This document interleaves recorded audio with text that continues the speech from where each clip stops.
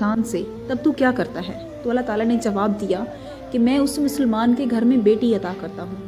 تو حضرت موسیٰ علیہ السلام نے دوبارہ سوال کیا کہ یا اللہ جب تو اس سے بھی زیادہ خوش ہوتا ہے تب تو کیا کرتا ہے؟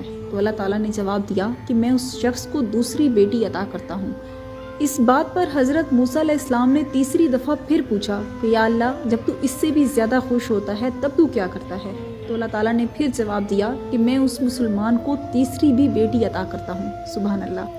اور اللہ تعالیٰ فرماتا ہے کہ جب کسی کے ہاں بیٹے کی ولادت ہوتی ہے تو اس بچے سے اللہ تعالیٰ خود فرماتا ہے کہ جا اور اپنے باپ کا بازو بن، اور جب کسی کے ہاں بیٹی کی پیدائش ہوتی ہے تو اللہ تعالیٰ فرماتا ہے کہ قسم میری خدائی کی کہ تو جا اور تیرے باپ کا بازو میں خود ہوں۔